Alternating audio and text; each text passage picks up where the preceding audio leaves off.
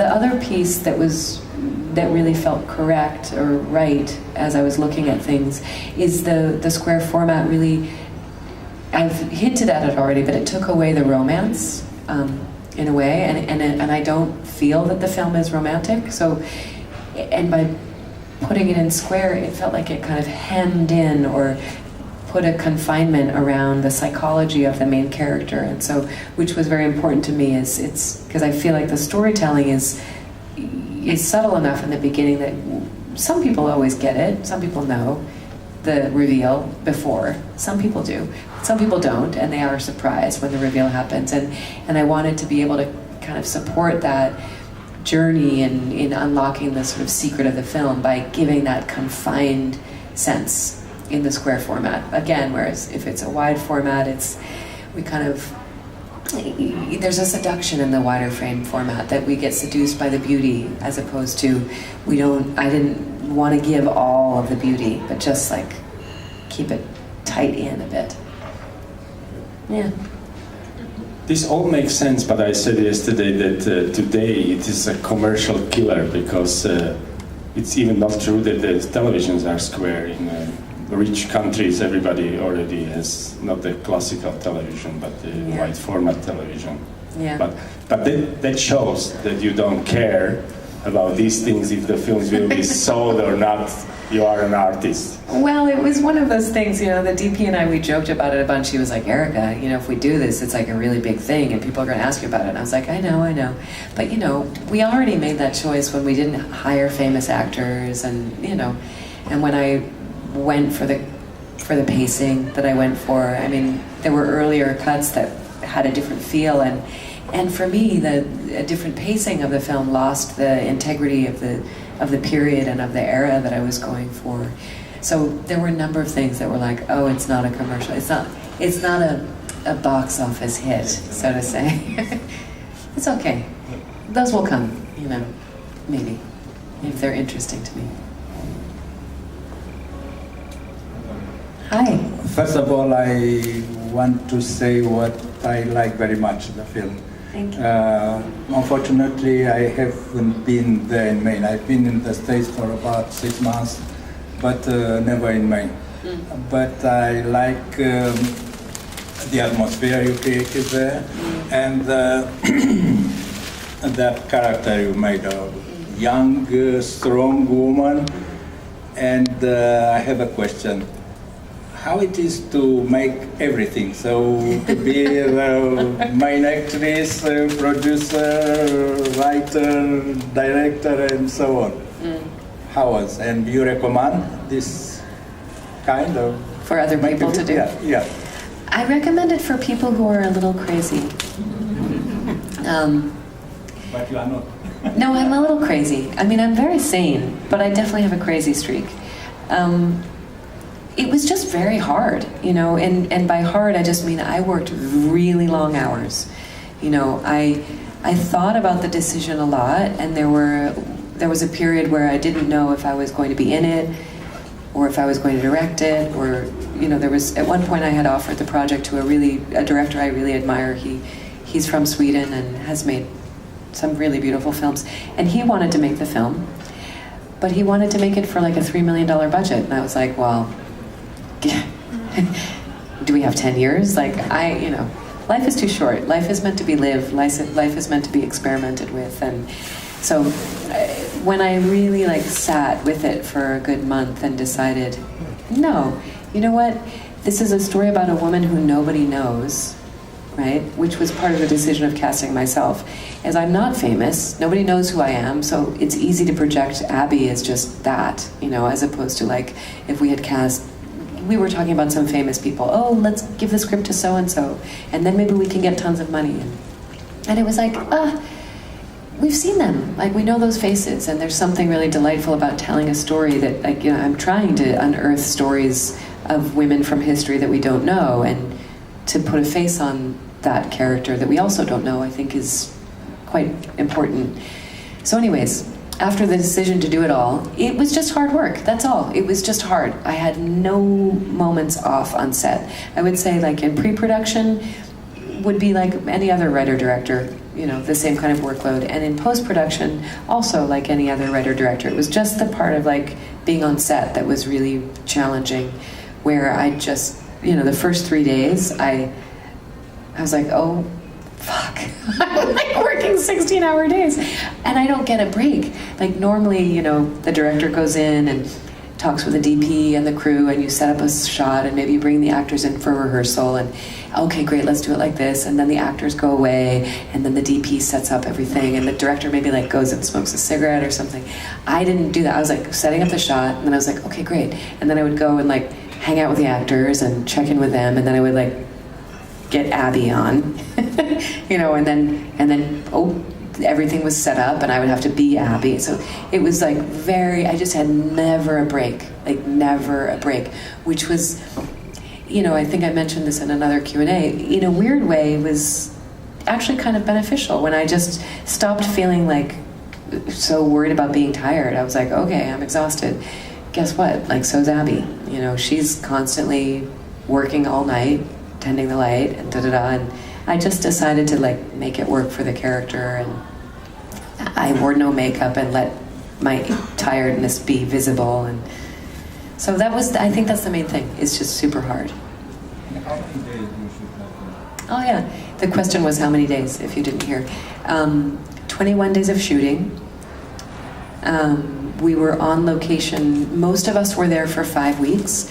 There were a few people in the production department who were there for an extra week because they had to build the house. Like, nobody asks me about that. The house that's on the island it's not really there. So we had a very small crew building that house really quickly, and that's, that exterior is there. And we built it, at a scale of 20% smaller than a real house would be, just so it felt a little bit more a little smaller in relationship to the size of the lighthouse. Things like that. So, yeah, and 21 days over the course of 5 weeks, basically because of weather, because there were all sorts of unknown elements in shooting in the way we did. We were on an island that had no power. That was a 45-minute boat ride away from the mainland. So our day started with, a 45-minute ride out, which was really amazing and beautiful and also tiring at the end of it all. But sometimes we couldn't get on the island based on tide and because it needed to be high tide for us to get onto the island. So some of our days were shorter based on tidal currents, which is, if anybody's thinking about making a film, and if you ever think about making a film on an island, you have to consider the tide and all sorts of interesting things that is beyond just like, is it raining or is it sunshine? There's like the wind, the current in the water, the high tide and the low tide. It was like, yeah, it was a production nightmare, I guess I could say. We've been speaking about women directors you like, and then I realized that still there are so few in America. Yes. And this is like the country, there was some progress, there are gay marriages and lesbian marriages and so many things. Now it will be a bit regress maybe for some years, but yes, still there are so few women filmmakers. Yeah, it's really a thing. People often ask, there's something that feels a little quaint when I say I write about women from history, and I make these pieces that have a message underneath them, subtle or not so subtle, depending on your taste. And then there's something like the freaking election that we have, and you're like, we think it's quaint. It's not so quaint. It like is very alive in the United States where I live. And even on my little microcosm of the film set, myself as a female director, I definitely encountered, dynamics that I have not experienced while I've acted on other people's sets. So it was, I think there's still some kind of prejudice that, I go to festivals with some of my producers, some of my co-producers, associate producers, 2 of which are men. One of whom is my husband, and the other of whom is my cousin. Awesome men. Yeah, I love them. But when we go to festivals, if I'm with one of them and nobody knows who I am, and they say, "Oh, what film are you with?" Because we have the thingies on, and they look at the guy. They still, I mean, it's freaking 2016, and they look at him, and I sit there and I just wait. I say fucking nothing. And I'm like, And they'll ask, for example, my husband, "Oh, so when did you write your film?" And he says, "Oh, I didn't write it, I'm a producer." And they still continue to ask him questions. They don't even imagine that it would be the lady sitting next to him that was like the writer or the director. And they go through a number of questions until he literally has to say like, "Well, actually, no, it's her film, I'm the tag-along." Do you know the expression like the, anyways. So it's a thing, There are not as many, could you mention those few? That I mentioned the other night, yeah. So as somebody in a question the other night asked who were female directors that I admired, and I feel almost embarrassed to name the first one because she's so famous, at least to me, Sally Potter, who made a film called Orlando, in the late 80s, I think, early 90s. Tilda Swinton, really? Yeah, and that's really why we don't know who Tilda Swinton is because of that film. Which for me, I was I was in my 20s, and I was just like, oh my gosh, it's so beautiful. And I loved it because she was playing with period, but not in an overly romantic way, although of course there's like one chapter that's all about romance. But she's a film director. And then I mentioned, just sort of for balance, I really admire Kelly Reichardt's work. She's an American film director. In particular, there's a film that I was drawn to called Meek's Cutoff, which is it's a period piece. It's set in the American West, and it's also really spare. People are just like hanging out west in a covered wagon. But I was inspired by her being so bold as to do that, and the score is actually kind of amazing on that film, if you watch it. But those two, I didn't mention Andrea Arnold, but of course I think her work is really different. I don't necessarily feel like I take inspiration from her because I feel like my work is so different than hers, but I still think she's amazing, When you mention Meek's Cutoff, like nothing happens there, even less than in your film. Was it always your ambition not to make a film where nothing happens, but to have a film with very little dialogue, to be very economic with words? Yes, very much so. Because, yes, the script originally had very little dialogue, but in the edit, there's even less. So we shot more dialogue than you actually see, and we did actually internal cuts in the scenes in the editing room. But that really came from visual research, because when we started to sit down as we were getting closer and closer to shooting, we're looking at photographs from the time of lighthouse keepers, and it's so strange. Like, I'm sure you've seen photographs of that era of early daguerreotypes kind of photography, and obviously people are sitting very stiffly because it was long exposures, and people had those little like neck braces on the back to make sure that they weren't shaking, right? So this is normal that they look kind of still. But in these photographs of a couple of lighthouse keepers I looked at, they were not even sitting next to each other. Like the husband and wife were like, as if like if I were sitting in the chair, that the other person in the photograph is the edge of there. That is weird. That's really weird. I'm looking at it, I thought, wow, these are people who are like, there's distance between them. Nobody's hanging out, yapping along like me, Erica. I'm a yapper. They are not talking. There's silence in there. There's awkwardness. There's long pauses, and so it was in the historical research. But also, having grown up in New England, when one travels into sort of the more rural areas in New England, actually still to this day, people don't. There's not a lot of yapping along. I mean, every once in a while there will be a character, like in the film, the Mrs. Williams character, who I did not sit in the audience with you tonight, but generally people have a giggle or so with her because she's chatty, and there's always one or two, but for the most part, even in New England, there still is this residue of a kind of puritanical, tight, stoic way of being that I wanted to really capture in the film. And particularly a woman who's maybe not from there, like Abby, who's grappling with that. Please. Sorry, me again, but That's okay. I think it's an important movie because even 150 years after this, it was in 1880 something, and 150 years later, you said there's very few women directors. In Europe, we have still Lina Wertmüller and we have Doris Day in Germany, but there's very few. And Yep. women, even in Germany and in the US as well, earn less for the same job as men. So Yep. it's still a very important movie. Yep. Thank you for saying that. I mean, in the United States, women earn 75 cents on every dollar that a man earns, on average. I don't really need to mention the election that we just went through. I mean, that's insane. I don't want to get too political, but just the things that were said by the dude who is now president-elect is amazing. I'm like still processing that.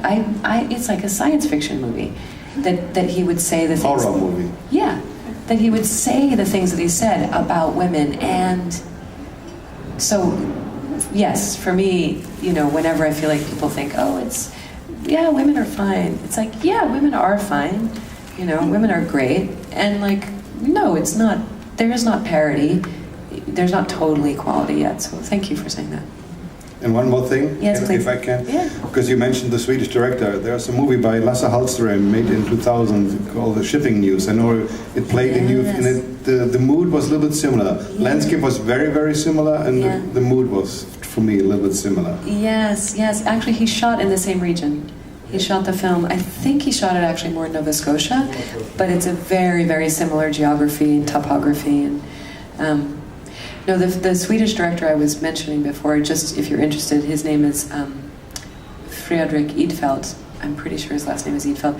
He directed a film called The Girl, which was at New York Film Festival 2010 or something, but it's called Flickan in Swedish, and it's really beautiful if you like these kinds of films. It's period, but it's actually 1970s Sweden, which is a different kind of period. It's not like so long ago. Yes? Question? There? Yeah?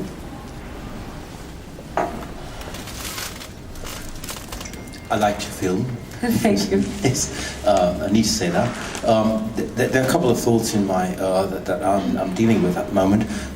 Yeah. I would like to concentrate on the language.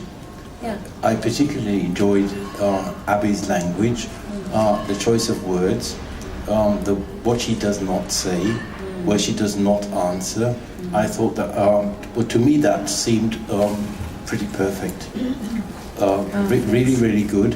I like that very much because, of course, we are German audience. There's America, there's the North America, there's Maine, there's a certain dialect, there's a certain historical distance. And we have these people who say good day, as we do over here. Yeah. We also say good day. Yeah. And they, as the way they speak, for me, is something utterly cultural, because I see a lot of hypocrisy in the people around, and I had the impression that Abby is absolutely aware of who is up to, and she is a very strategic heroine, very strong in the way she deals with people. I like that very much. It's an invitation to identify with the person, with the character. Yes, that was one thing. One critical remark, if I may say that. The music is very nice, but then again, as it is sort of accompanying the, well, as it's always there. For me personally, it got a bit too much then of the shadow, and then I thought a little less music would have appealed more to me personally. Other people may probably perceive this completely different. If you'd like to comment on that. Sure. And there's one last point. Yes, now I'm really saying everything now. It's one last okay. point, it was the format. You chose this 4x3 format, which is a very old format that usually you don't see in the cinema these days. Did you do that for technical reasons? Because of course the landscape invites you to choose a wide format, like 16:9, and this sort of thing. Or did you talk about that earlier on when I wasn't there? Exactly, So, they're giggling because we had that question about the okay, 4:3. sorry about that. But they'll tell you. Or I'll tell you later, so they don't have to hear me say it again. Yeah, it's okay. But I'll happily tell you over a glass of wine. The first thing that you said about the language, I love that. You're so accurate in your description about. I was very mindful to craft tight words that would be saying just one piece, and it would be very clear that there's a whole other thought process underneath it. And you're very right in all of the hypocrisy that you used, all of the good days, and this like very sweet, polite, or not even so sweet, but the sort of charade, if you will, of politeness in that society of, everybody being outwardly kind to Abby, for example. I'm thinking about, the store owner guy, Brackett, who comes, and Abby sensing this sort of like, you don't wish me well. You actually don't wish me well at all, But that's really fun, and actually that's something I don't think it's any big surprise that I'm an actor. When I'm writing, I'm writing with a sensibility of what's really playable. I can't tell you how many times I get scripts as an actor, because I also work in other people's, other people's work. And when an actor is asked to say exactly what they're feeling, wow, it's such a bummer. It's so much more fun to be given a line that's not really what you're feeling. So you're saying this, but you're feeling this. There's already an inherent tension, which is much more fun to play just as an actor. But you're right in noticing the statement that it makes about that culture and that time. The music you wanted to ask about or comment about. It's interesting, as I've shared this film with people, people are really like, there's more opinion around the music. Some people are like, oh my God, I love it. And like, there's a radio station that wanted to interview her, and they all like went bananas about her music. And then some people have shared your feeling too, that they're like, oh, there's a little bit too much of it, or it's so present. And in a way, it's really something I can say super openly as a first-time filmmaker. It's really, I was following an intuition. She had also never composed for a film before, so it's her first score. And actually, when we began, there was much more music than what you currently heard. So in a way, my work was about editing it out. But she's a wonderful composer. She's the youngest person to have ever won a Pulitzer Prize in music. And so I feel very honored to have worked with her, and I think she's really very talented, and I love what she brought to the film. And in a way, I don't know, it's interesting maybe to note that when we edited the film, we had no music. We didn't even use any like temporary music at all. Period movie kind of music. I just thought, no, let's edit it with nothing.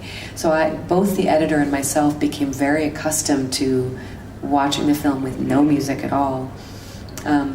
So when we brought in the music element, and that was coming in when we made the sound design, and I really should credit also the sound designer too, because he cut a lot of her compositions and was playful a bit more than I think some straight sound designers would be by taking just stems of her music and making them in a different way. But actually I was so elated to feel a kind of another layer thread through the film that carried, it sort of felt like it carried a thread through the film when that music came in. And it actually isn't playing all the time, interestingly enough. Sometimes I feel like people feel it, but it's really only covering, it's only in about half, maybe just over half, I don't know, whatever the percentage would be. But yeah, it's an interesting piece of it. I still really like it. My favorite part of the film is a very densely scored part. I mean, you've all seen it, so I can tell you that my favorite part is the moment that there's only one overhead shot, when she climbs into the bed. And that's also the first time that we use piano. Up until that moment in the film, we have only strings, to the point where it's like almost annoying, because it's just that, string, and then there's the overhead shot and the piano, and this sort of whole reveal. And that whole sequence until she comes out of the water is still kind of my favorite thing. And it's actually quite scored, there's two pieces that layer on top of it. But yeah, I don't know if that was answering your question. Well, the film is finished. What can you do now? What's my next? No, I mean, you can't take the music out. Yeah, no. I mean, you could if you decided to like go bananas and redo it. That would be weird, but I could. Maybe in your next film there will be less music, and it will be probably for sure not classical format, right? No, it's not going to be 4/3. What are you planning? The next piece is, it's based on history again, shocking. And it's a similar time period, it's 1840s. It's also set in the United States.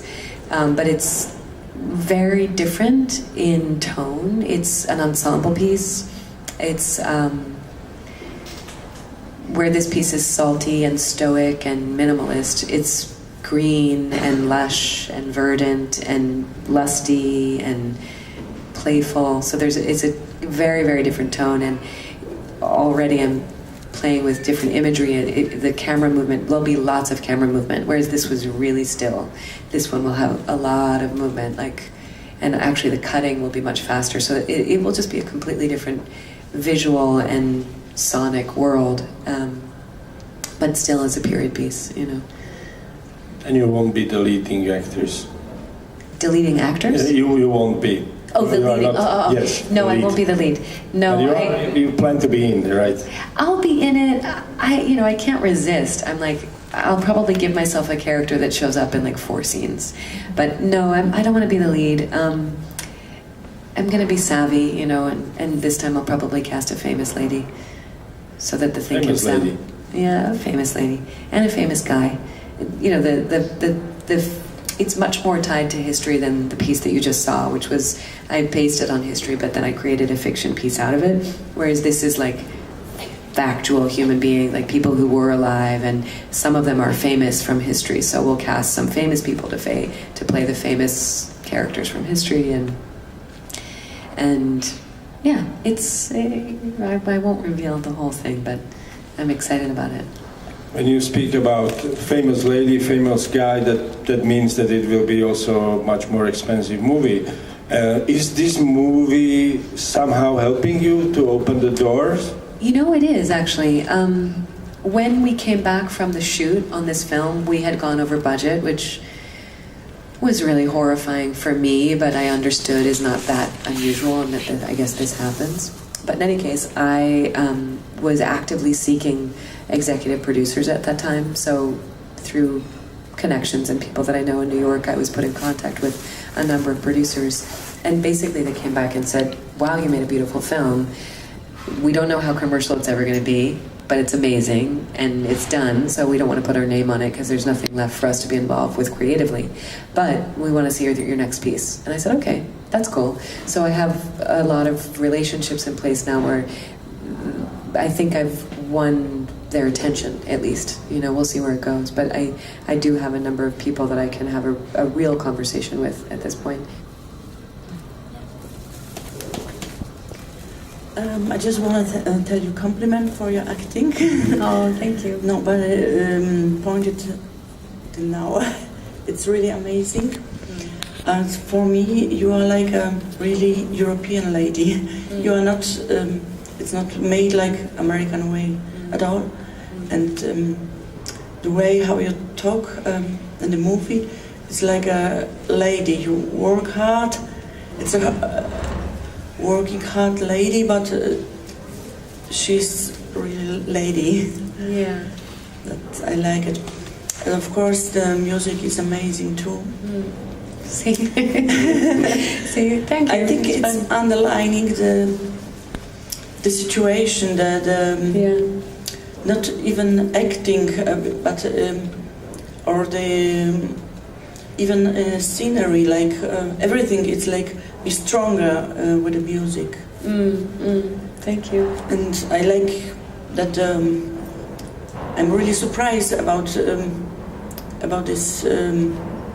I didn't know about that the women did the jobs in 18th century. It was really very first time for me. Yeah, exactly. And this is why I share these stories, because we've been given a history that's missing pieces. You know, there are pieces missing to the history that we all kind of live in our Western world. You know, in my research, I've come across, like, one of my favorite photographs. I would love to make a film based on this photograph.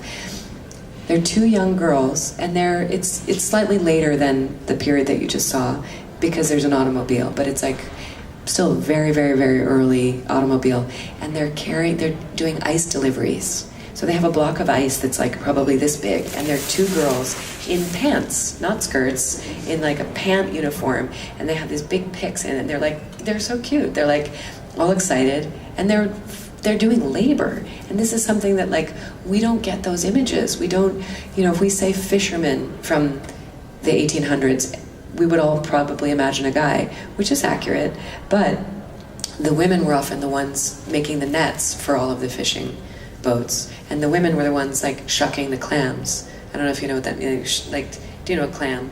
And then the shucking and opening, that was often women doing these work. So yeah, the clam is like not an oyster, but a smaller one, you know. So there's a lot of, middle and lower class in history, women were working. It's just that they were not deemed worthy or interesting to tell their stories or let their stories go down in history. They're like period piece. We always think like lace and velvet and ladies sitting and being very proper. It's like, well, those were the rich ladies. That was one layer of society, but those are not all of the stories that are worth telling. So it's really, I always love when somebody says, wow, I never knew that was happening, because that's why I want to share the stories. So hopefully people, it's a thing. Sorry, one more thing about this. But, you know, there's a thing in women who are working today to try and get us so that we have equal pay and whatnot, that it sometimes feels like we're inventing the wheel. It feels like we're just making this happen now, you know? Or, okay, we inherited a feminist movement from the 1960s and Gloria Steinem, who's a feminist in the United States, but that still feels like, oh, well, they invented it. But in fact, like, we are not inventing the wheel. Like, there are women who have done amazing things for centuries. It's just that it's just that their stories have been lost, you know, and so that's part of my, as a storyteller, you know, to continue to tell those stories so that we feel not like we're at the forefront of a new movement. It's like not new at all, you know. Yeah. And just a very last question. How it will be the feedback in America of your movie? Yeah. I mean, it's not already kind of Hollywood. No, not Hollywood. I would just like to add that my first comment when we started the first discussion was that the film looks very European. Yeah. Well, I did, you know, I have a soft spot. I mean, I'm the girl who was like 18 and was embarrassed to be an American. So, like, I was embarrassed. I was 18 and I was like, Mom, I want to leave, I want to leave, I want to leave, I want to leave. But whatever. So I've been influenced since childhood with art that was beyond the culture that I live in. Definitely. And then I lived in Sweden, you know, and I speak Swedish, so I've had the opportunity of watching a lot of famous Swedish directors' films who will go unnamed in Swedish, and that's a different experience, and man, are they accurate. But what were you saying? Oh, in the States, yeah, I mean, it's harder when you don't live in the States to know that those people exist in the States, because the exported American culture is the you know, hangover or whatever it would be. And so that's what everybody thinks that all of America is, but it's not. It's action movies and bang bang movies and comic children. Yeah, and that's the industry, you know. But like it's a country has a really large population, covers a lot of land, and there's a lot of diversity there. There are people who voted for Trump, and then there are people like me. In any case, but so in the States, the film is doing well. I mean, again, distribution is a tricky piece, and I'm not deluded. I don't sit around planning how I'll have a theatrical distribution. There's a few theaters in Maine that have asked for the film, which is really sweet. And there are a couple of more art house cinemas in cities that may be interested, and then there'll be an online distribution, I'm sure. And independent cinema is so, there's a lot of independent filmmakers who make films about 20-year-olds, you know, smoking their cigarettes and hanging out in an apartment. And the reality is there's a lot of people who enjoy independent film that isn't like a big commercial Hollywood movie, that's not always featuring like a 20-year-old and not always a coming-of-age story. This is not a coming-of-age story, you know? And that's in the States, you know, because I've just done 20 festivals in the States. Well, one was in Italy, but otherwise 19 in the States. And people are really, really excited to be given a piece of work like that that's of an independent or more artful kind of aesthetic, but isn't just, you know, I shouldn't say just, but isn't a familiar theme of the coming of age, or we're hanging out in our apartment and planning our breakaway. Do you know what I mean? Like, there's a giggle because it's a thing, you know? So, yeah. I have two tiny questions. One is about the women light keepers again. Yeah. Did they have to hide officially by the time, or were they counted afterwards, or did they have to make an agreement with their husbands to say, okay, officially you are the guy, but we're not telling anyone, or how was it dealt with? Yeah, thank you. Every lighthouse kind of had its own culture around it, and there were different versions of that. So when a husband would be a lighthouse keeper, sometimes the assistant keeper, of which there were always two that were appointed to a lighthouse for reasons such as this, where if somebody dies, there needs to be somebody as backup. So sometimes they would be able to get their wife as an assistant keeper officially, very rarely. Usually there would be a husband and there would be an assistant keeper who would be a man, a young man, as kind of a hired hand, and then the wife would be managing the house and cooking and cleaning. In some instances of the women that I researched, some women who inherited the job, right, when it was discovered that they had been working as the lighthouse keeper, they very easily got appointed the job because they were in a community where the people really, like there was one woman, I was so moved, over 300 people in the town wrote letters to the government saying how amazing she was and that she had been doing it. So that was like the reverse of the movie that I made, right? Like a whole town rallied behind a woman and said, she should have this job. Which weirdly was more common. Okay, I'll stay focused.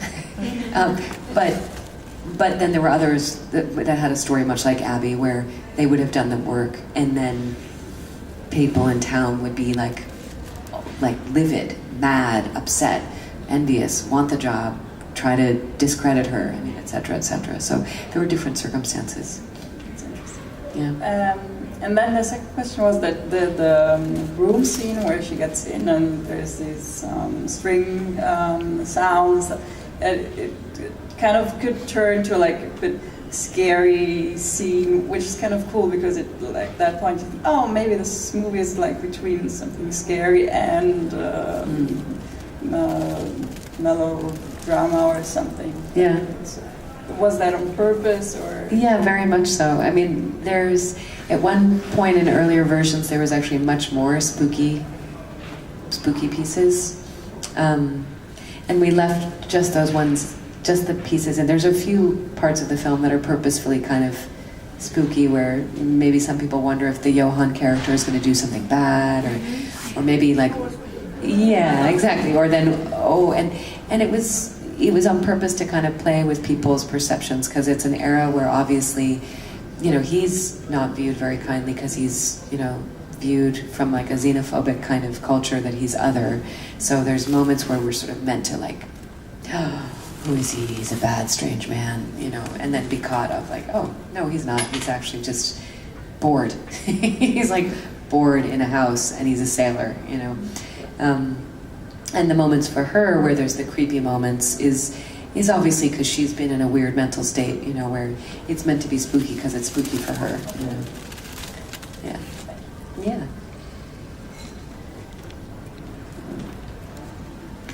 Any questions? I think it was a long discussion anyway. Yeah, you guys, I'm saying, you're You like helped night me. owls. Night owls. Thank you very much. Yeah.